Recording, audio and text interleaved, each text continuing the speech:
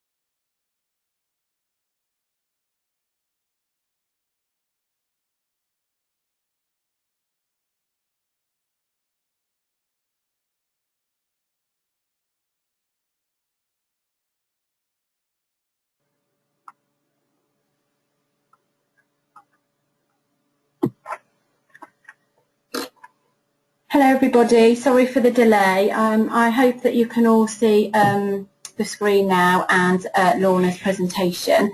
So good afternoon again, I'm so sorry for the delay and welcome to this week's BizSmart Lunch and Learn webinar.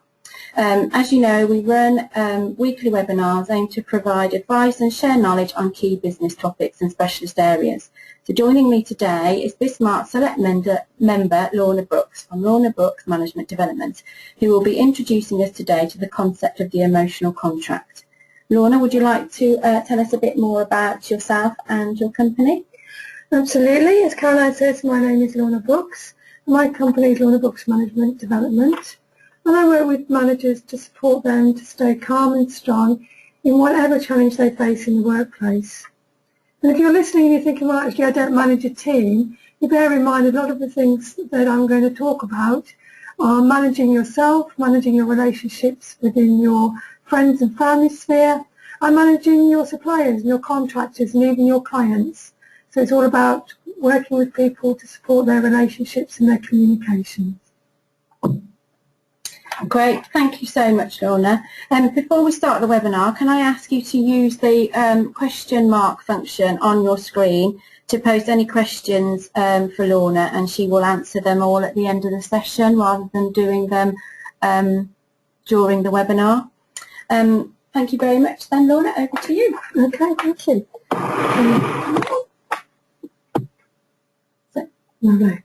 So I'm going to just start, if you give me a couple of minutes to explain why I do what I do.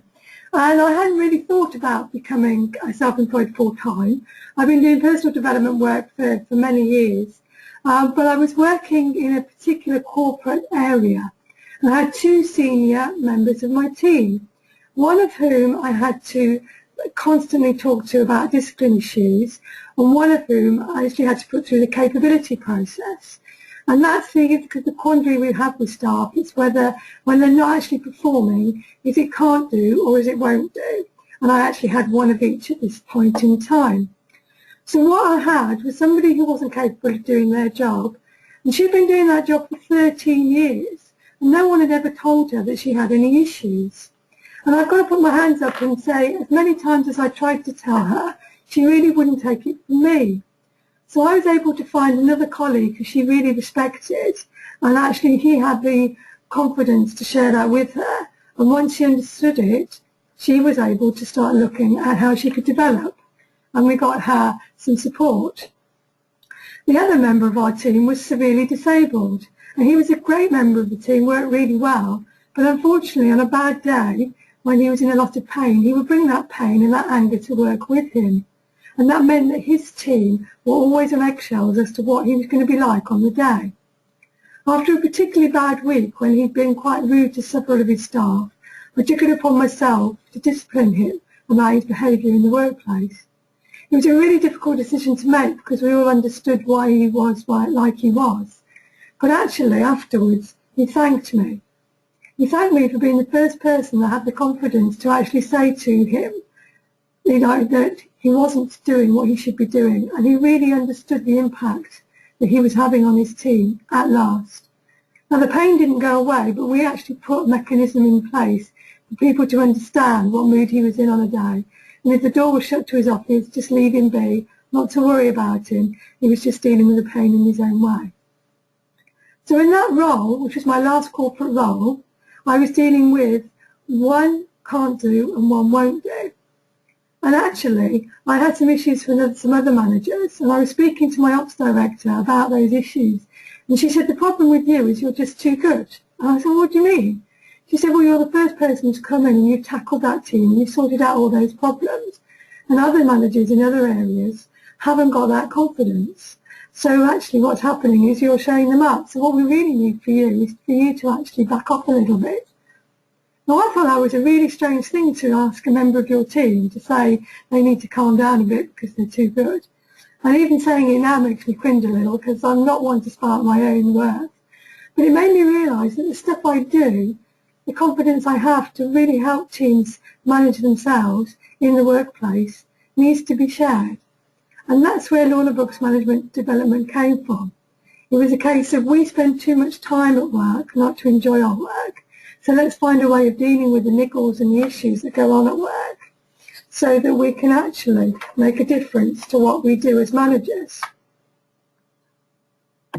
So, as Caroline said, I'm going to talk about the emotional contract. And this is just a starting point from my talk today. On the left-hand side here, you'll see every contract, just a representative of the contract you probably give to any of your staff or even maybe your clients, etc., when you're working with them. And that contract will say you turn up at 9, you go home at 5, maybe what you should wear, maybe even some behavioural issues that you expect people to be polite, etc., which is pretty rare, but sometimes they're coming in now as people contracts. And as you can see, it's nice, black and white, simple, and that's what you expect your staff to be. But on the right-hand side is actually probably where you get your staff in reality. That's what we call the emotional contract. The results, the bit at the top that you want from them is just the very tip of the iceberg. And the results are dependent on the behaviour they bring into the workplace. And as it says, our habits. And that's what we can see. But they're driven by everything else that's going on behind the surface, below the surface. Their emotions, their thinking, their values and their beliefs. And they bring all of those with them into the workplace, all that baggage that they've collated over the last 20, 30, 40, 50, 60 years, they bring into the workplace with them. And that's what we as managers have to manage. The stuff on the left-hand side is the easy stuff. It's the stuff on the right-hand side that we don't actually bargain for. So when you go on a course, they'll teach you the stuff on the left-hand side, but don't always teach you the stuff on the right. So how do you know how to manage those values and beliefs? How do you know how to manage the emotions that are going on in the workplace? Because they're the ones that cause all the trouble. Just for instance, imagine you've got a member of your team who won't make the tea. Everybody else will go around the office, want a cup of tea, want a cup of coffee, come back with half a dozen mugs, no problem at all. You've got someone who just won't make the tea. They get pretty miffed if you don't make the tea for them, but they think it's degrading if they have to make it for themselves. Or what about someone who doesn't turn up on time? Someone who says, well, it's a childcare issue, I can't get my child to school and here in time. And that's always an issue, especially for a male manager talking to a female manager, because we obviously appreciate we have to be aware of the welfare issues. But it's not always about those people, because while you've got someone in the team who's not making the tea, or someone who it looks like they're turning up 10 minutes late every day, the rest of your team are getting annoyed, they're getting frustrated, They even think perhaps you've got a bit of favouritism going on. So it doesn't just affect that one person, it affects the whole team. So the emotions are flowing, things they're thinking are affecting the team, and that's when you get that turbulence. And if you're not careful, this is what you end up with. As you can see, it's just like being in a school playground. And I'm sure for those of you who perhaps don't have large teams now, you can think back to about maybe when you were in corporate, and there you were in the middle of a playground. Many games being played, as you can imagine. And the truth of the matter is that's probably what's going on, because what is happening is exactly the same sort of behaviour that you had when you were 6 and 7 and 8. And what's happened is you just haven't grown up. We're bringing that workplace, that behaviour into the workplace because you don't know any better. And I'm using the universal you here. So there you are in the middle of your workplace with a load of staff who are creating havoc.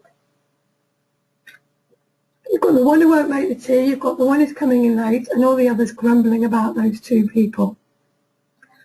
So where on earth do you start?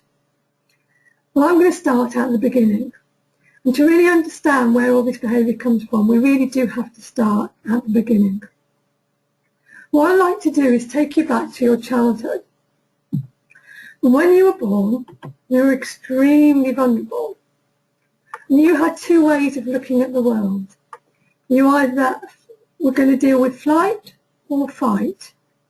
So you were looking around for evidence of the world to see how safe it was, and the only way you could deal with it was by trying to get away from it, by fleeing from it, or trying to be aggressive towards it. That's your fight.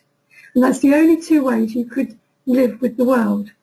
And as you can see from this slide, we've got that two extremes, flight and fight, and they equate with passive and aggressive behaviour. So there you are as a child, a toddler growing up, and you could become passive to behaviour around you, or you could become aggressive towards behaviour around you.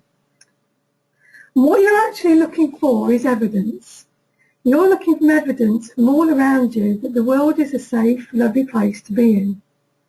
And you're looking for that evidence to show that you can survive in that world. And what you're doing is you're building that evidence into your, what we call subconscious or unconscious mind. It's just like a Google search. Your mind is full of all that evidence.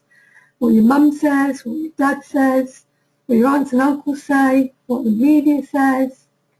Everything's going on in your mind and you're building it up. So that continuum between fight and flight should get shorter. That should get shorter as you start to manage situations and understand what's going on. So what effectively happens is that line is still at the bottom, as you can see, between aggressive and passive behaviour.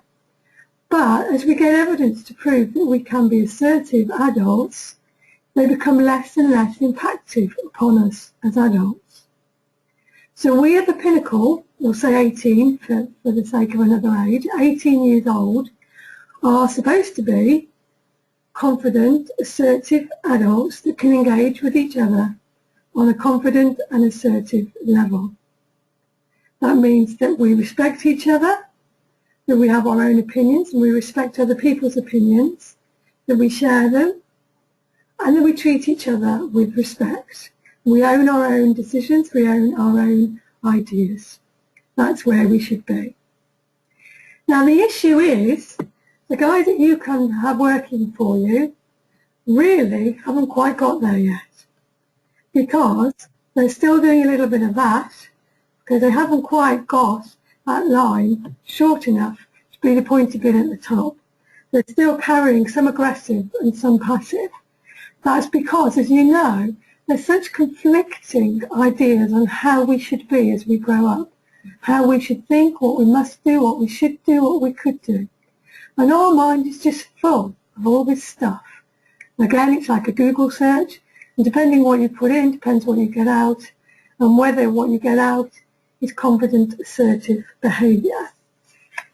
But quite often it won't be. So, there you are in the middle of all this behaviour coming to work with you. Person who won't make the tea, and the person who turns up late for work. Now, how are you going to deal with those? So, this is what you might well be facing. If your staff are not adults, you could be facing two forms of childish behaviour. Quite easy to see here, the passive and the aggressive. And how that manifests itself in the workplace, it's a person on the right-hand side who's always got those welfare issues. I can't turn up in time. I've got real issues doing this, doing that, doing something else.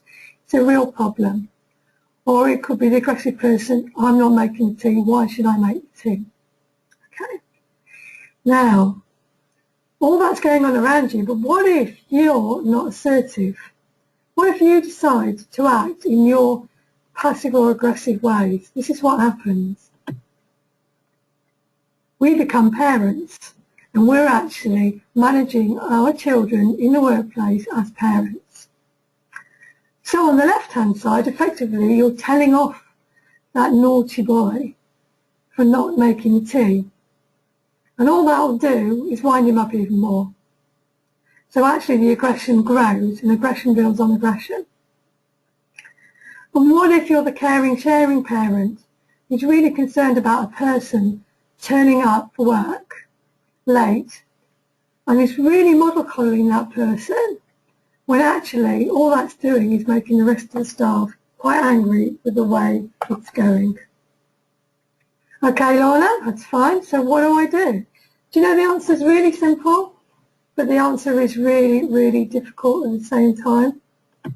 We need to stay in adult ourselves as managers.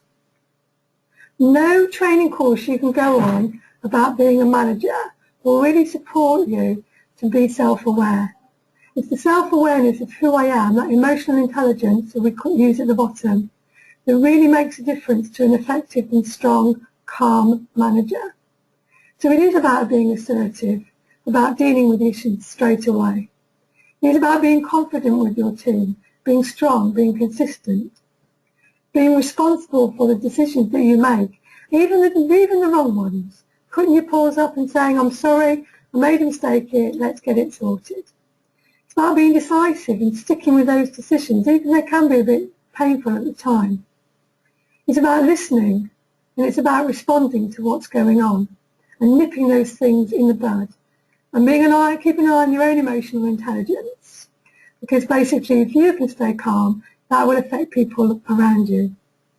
Imagine you are the stone that's thrown into the water. If you are not calm, those ripples will reverberate around the team. But if you're a nice little pebble that just smothers into the water calmly and smoothly, so will your team. So my suggestion would be, if you're going to stay an adult, how do you deal with our two scenarios?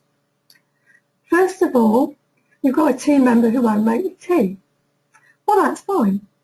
If he or she won't make the tea, you discuss it with the team. He no longer, I'm saying he, could be she, gets the tea made for them. He or she makes his own tea, and he pays for it. He can bring a flask in if he wants, but he actually doesn't join the team. Now that's difficult, obviously, because it means he's not a team player per se, but that's a whole bigger story. But at least at this point, you haven't got disgruntled staff who are paying into a tea kitty for someone who's not pulling their weight. So on one level, you've managed that. And then you need to support your staff if that person gets grumpy with it, because obviously they then have to turn around and say, no, I'm not making the tea for you. And what about the person who's coming in late? A difficult one, because we obviously have genuine welfare issues, and if it is a genuine welfare issue, then it needs to be supported. And if our member of the team can't get in early enough, that's fine. You can change their working hours. That's why we have the written contract, so they can start at 9:30. And everyone in the team knows they start at 9:30, and therefore they get paid slightly less. So what's the problem? It's all been sorted. And yes, as a manager, you'll have to deal with the whinges, but at least you've sorted the problems and nipped them in the bud in an assertive and confident way. And you have been consistent across the board with all your staff. Now, I can support you in becoming an adult. That's what I do on a day-to-day basis. But what I would say is you've got to be gentle on yourself. Like I say, our brains our unconscious, subconscious minds, our Google searches. Everything you've ever experienced since day one is still in your brain. And sometimes when you Google, you'll get a result you don't want. You'll be in the middle of a conversation with someone and you'll say something and you'll not really understand why on earth you said that. So just a bit of a warning to watch for your triggers and be aware of your triggers. Triggers are a time in the past that's still bubbling under the surface. It's still on page 3 or 4 of Google. And occasionally someone at work might remind you of your mum or your dad or your auntie or your brother, will say or do something that really triggers you and really winds you up. And working with them can be quite difficult. But at least if you're aware of them, you can actually put some things in place for you to support yourself in managing those people. And once you can actually get all those behaviours in the workplace working effectively, what you'll be able to do is actually stand back and look at your team and see them working and functioning effectively and productively, which is ultimately why we're investing in them, is they're productive for you. And actually you can have fun. And at that point, that's when you do start having coffee and cake afternoons and the occasional pint down the pub, because you know you can trust your staff to share as adults in the workplace. Well guys, that's my tips for you. Thank you very much for listening. If anybody's got any questions, please share them. It'd be great to give you any support you need. Thank you. Thank you, Launa. That was a great thought-provoking session. We'll just hang on, see if there's any questions come through. Okay, lovely. We've got one come through. What if the person displaying the childish behaviour is your manager? Well, this is a good one, thank you. There's a real need sometimes in the workplace to manage upwards, and it's a subtle thing to do because you've got to use your behaviour and stay an adult all the time despite what that person does, and you'll be surprised the impact that will have on the other person. But also, it's about those triggers. It's basically working out how frustrated you are with the whole situation and managing your emotional intelligence, preparing yourself for that conversation with that manager. And if you love your job and you want to stay in the job, it's really sad when some of us have to leave because of the manager. But how big is that problem? Can you manage the frustration instead of feeling the need to move on? Thanks, Caroline. Thank you. Another question. What do I do if I don't have any policy or procedures in place dealing with bad behaviour? Well, that's a really good question, thank you. Even if you've just taken on one member of staff and you're thinking about, oh, it's quite an investment, especially if perhaps it's a mate or a family member and you think, oh, they're okay, I won't need these procedures, please, please, please get them in place. There are some great HR consultants out there, and if you need a couple of names, just speak to BizSmart, because we have HR consultants on our books, and they will help you to draft the policies that you need. It's a discipline policy in case you need to discipline someone, and a capability policy in case they're not capable of their work. You might not need them for 20 years, but in 20 years' time, when you've got them in place, they will make a real difference to the way you can manage your member of staff. And you remember all those years in corporate where you had someone you couldn't stand with never doing the work they should be doing. Corporates have those in place, and it's about the confidence to then use them. And if it's the confidence you need, that's when I come on board. Perfect, thank you. Another question. I've heard people being called passive and aggressive, but what does this mean? Well, that's a good one. Let me just take you back a few slides. So there you've got your fight and your flight, that equilibrium between the two extremes of the behaviour. And sometimes if you're not socialised into adulthood effectively, you can end up combining the two, so you become passive-aggressive. And basically that means you're passive to somebody's face, but aggressive behind their back. A good example of this is someone maybe who spreads rumours. So in our scenario beforehand, you'd have all those people talking behind the back of the person who's not making the tea, and no one's got the confidence to turn around and say to him or her, you need to make the tea. And we see that a lot nowadays in social media, because it's quite easy to be friendly to someone's face and then put something else on Facebook. So it's that sort of behaviour that can be passive-aggressive. And it really needs to be unpicked for you to be able to work effectively with that member in the workplace. Thank you very much. So that's the end of our session now. Thank you very much, everybody, for joining us. I will send everyone a copy of Launa's presentation, which includes her contact details. So please do get in touch if you have any other questions for Launa. I hope you can all join us again next week. Many thanks then. Bye. Bye.